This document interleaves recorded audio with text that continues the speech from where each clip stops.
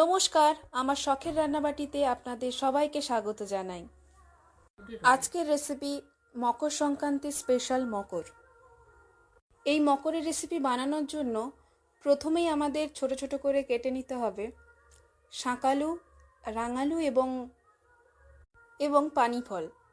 এরপর নিতে হবে কড়াইশুঁটি, কিছুটা কাঁচা দুধ, সাথে নিতে হবে কিছুটা ভেজানো আতপ চাল এবং ভেজানো মুগের ডাল। প্রথমেই আমাদের ভেজানো চালটাকে বেটে নিতে হবে। এরপর চালের অর্ধেক পরিমাণ ডাল বেটে নিলাম। এরপর কেটে রাখা ফল এবং কিছুটা আদা একসাথে বেটে নিলাম। এরপর সমস্ত বাটা একসাথে গামলার মধ্যে ঢেলে দিলাম। এরপর ওই বাটার সাথে দুটো কলা চটকে এবং স্বাদ মতো চিনি এবং একটু টেস্টের জন্য গুড় নিলাম এবং এই মিশ্রণের সাথে দুধ এক এক করে সব কিছু মিশিয়ে নিলাম এবং তার সাথে কিছুটা দুধ দিয়ে দিলাম।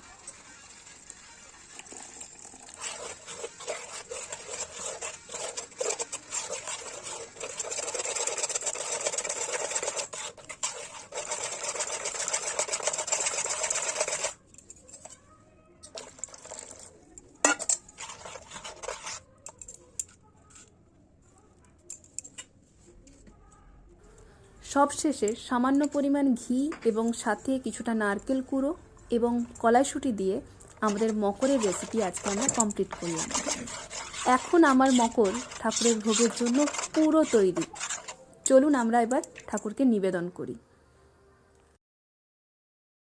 দুঃখ পায় শোকেরও বিষয়, দুষ্কৃতির ফল ইহা জানিবে নিশ্চয়।